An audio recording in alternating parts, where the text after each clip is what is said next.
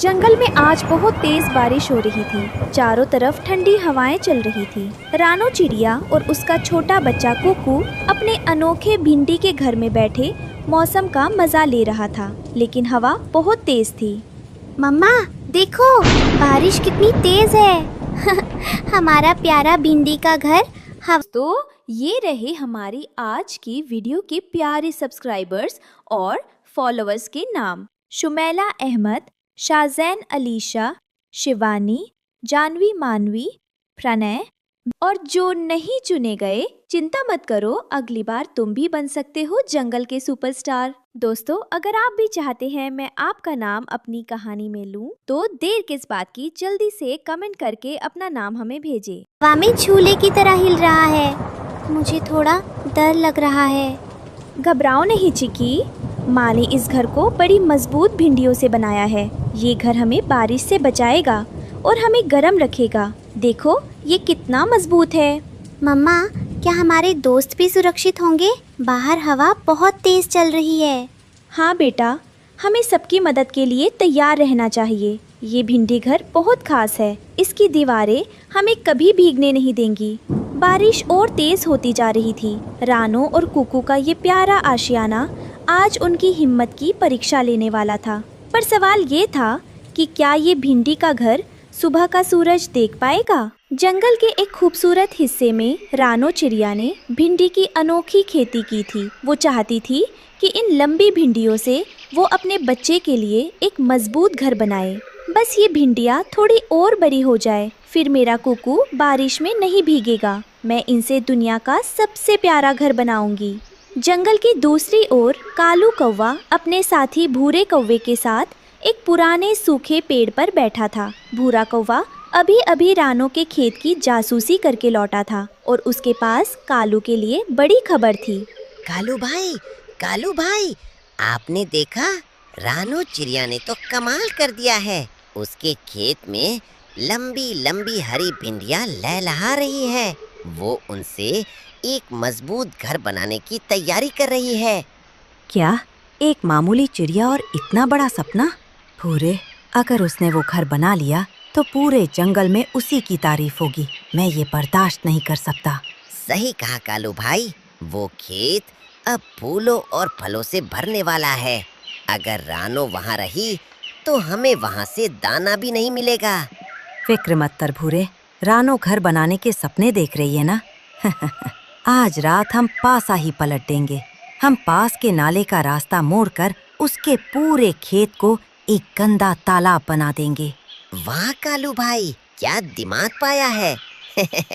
जब खेत ही नहीं रहेगा तो घर कैसा?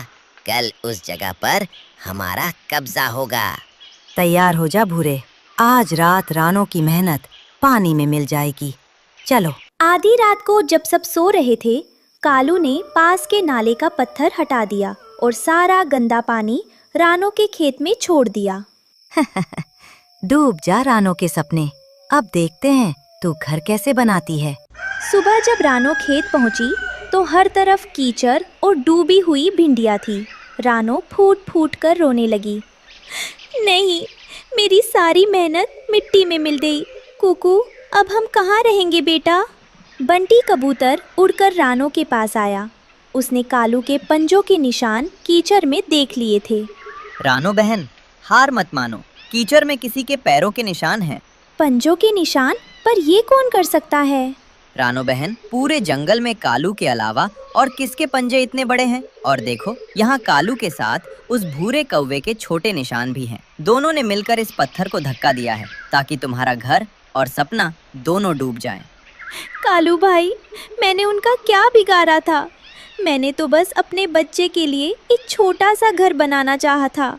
छोटा कुकू अपनी नन्ही चोंच से पत्तों पर जमी गंदगी साफ करने लगा। उसे देखकर बाकी पक्षी भी मदद को आ गए। मम्मा, आप उदास मत होइए।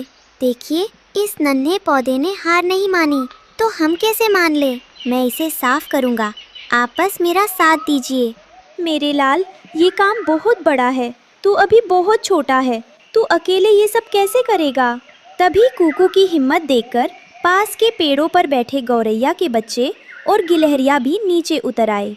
रानो बहन, कुकू ने हमें सिखा दिया कि अगर मन में हिम्मत हो तो कीचड़ में भी फूल खिल सकते हैं। चलिए दोस्तों, रानो का भिंडी घर आज ही बनेगा। कड़ी मेहनत के बाद भिंडियाँ फिर से लहलहा उठीं। रानो ने उन्हें करीने से जोड़कर एक मजबूत और सुंदर भिंडी घर तैयार किया। देखो कुकू, हमारा भिंडी घर तैयार है और खेत भी। अब कोई तूफान हमें परेशान नहीं कर पाएगा। अचानक आसमान काला हो गया और कड़कती बिजली के साथ भयानक तूफान आ गया। जंगल के बड़े बड़े पेड़ गिरने लगे। अरे बाप रे, ये कैसी हवा है? भूरे, ओ भूरे, पंख फैलाओ वरना उड़ जाओगे। कालू भाई, मैं खुद को नहीं संभाल पा रहा। देखो देखो आपका आलीशान घोंसला। तभी हवा का एक भयानक झोंका आया और कालू का घोंसला तिनके तिनके होकर हवा में बिखर गया। कालू और भूरा दोनों हवा में सूखे पत्तों की तरह उड़ने लगे। नहीं, मेरी सारी जमा पूंजी, मेरा घर, बचाओ, कोई बचाओ। कालू भाई भागो, बरगद का वो पुराना पेड़ गिर रहा है। जान बचानी है तो नीचे की ओर उड़ो। तूफान इतना तेज था कि बाकी पक्षियों के घोंसले तिनके की तरह उड़ने लगे। रानो का भिंडी घर भी तेज हवाओं से झूल रहा था। डरो मत बेटा, माँ ने ये घर अपनी ममता से बनाया है। ये हमें कुछ नहीं होने देगा। कालू कौवा तूफान में उड़ता हुआ रानो के घर के पास आ गिरा। उसके पंख भीग चुके थे और वो ठंड से कांप रहा था। रानो बहन, मुझे अंदर आने दो वरना मैं मर जाऊंगा। मुझे माफ कर दो, मैंने ही तुम्हारा खेत खराब किया था। रानो को गुस्सा तो बहुत था, पर उसे कालू की हालत पर दया आ गई। उसने भिंडी घर का दरवाजा खोल दिया। अंदर आ जाओ कालू भाई। एक माँ किसी को मरते हुए नहीं देख सकती, चाहे उसने बुरा ही क्यों ना किया हो। बाहर तबाही मच रही थी, पर रानो का भिंडी घर अपनी लचीली बनावट की वजह से तूफान में भी खड़ा रहा। भिंडी के रेशों ने पानी को अंदर नहीं आने दिया। रानो बहन, तुम्हारी मेहनत और ममता ने आज हम सब की जान बचा ली। सुबह हुई, तूफान थम चुका था, जंगल उजड़ गया था, पर भिंडी घर चमक रहा था। कालू शर्म से पानी पानी हो रहा था। रानो, मुझे सजा दो। मैंने तुम्हारे साथ इतना बुरा किया और तुमने मेरी जान बचाई। जंगल का राजा शेर सिंह वहां पहुंचा और उसने कालू की हरकत के बारे में सुना। कालू, तुमने अपराध किया है।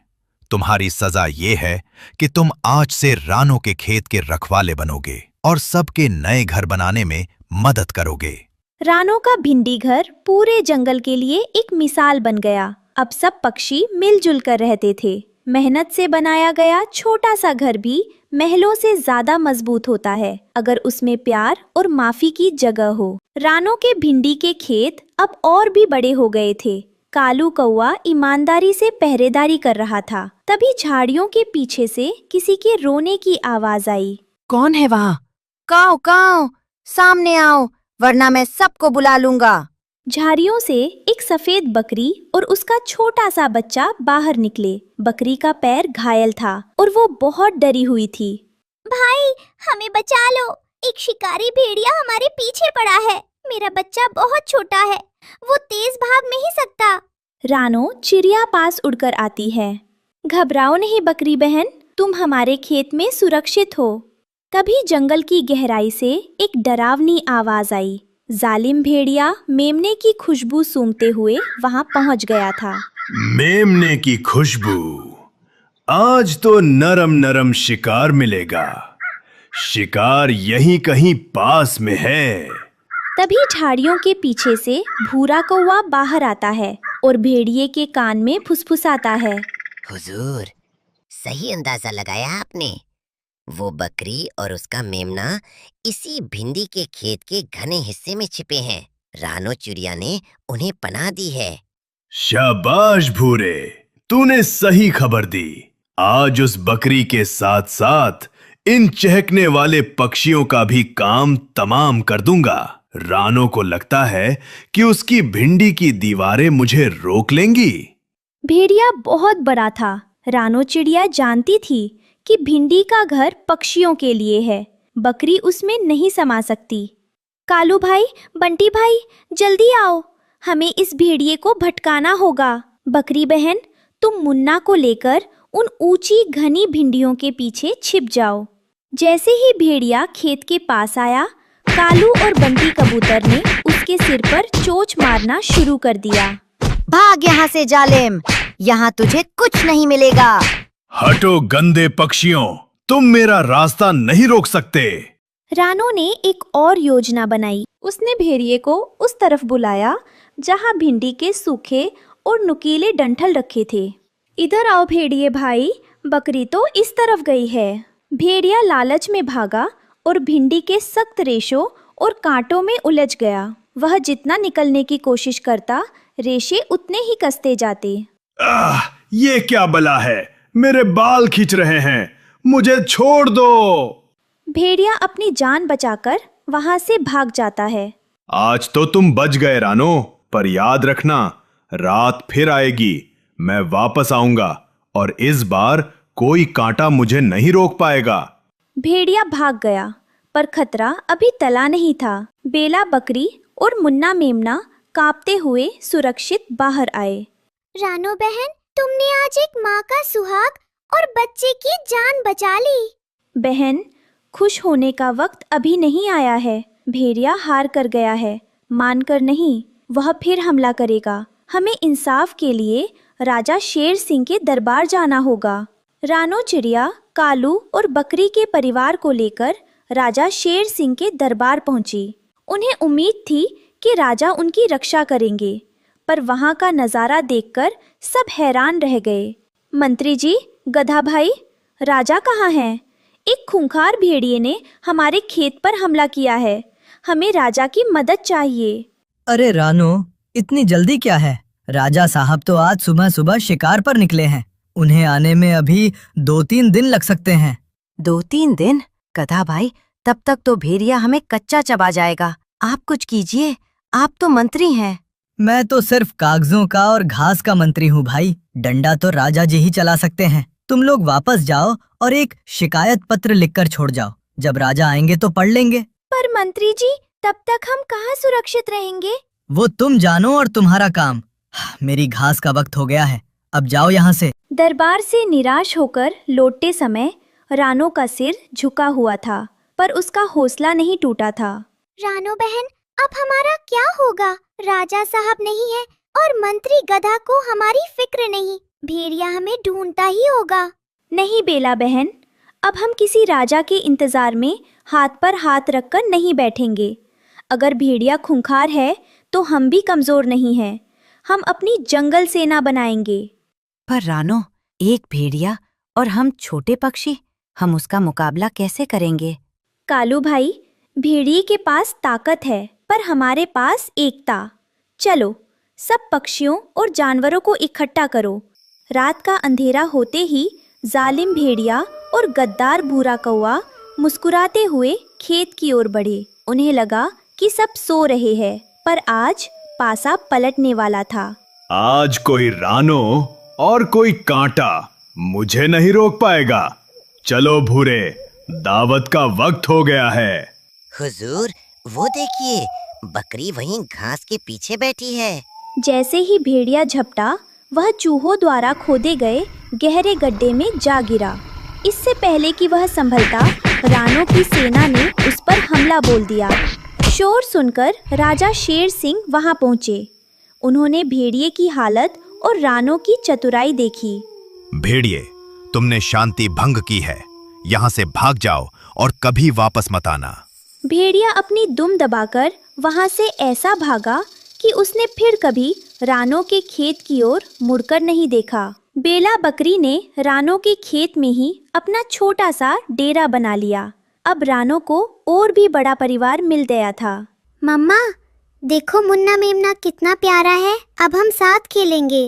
बेला बकरी ने बदले में रानो को खेत की मिट्टी को और उपजाऊ बनाने में मदद की। अब भिंडियाँ और भी बड़ी और सेहतमंद होने लगीं। पूरे जंगल में रानो की बहादुरी के चर्चे थे। पक्षी और जानवर अब मिलकर रहने लगे थे। जहाँ प्यार होता है, वहाँ डर की कोई जगह नहीं होती।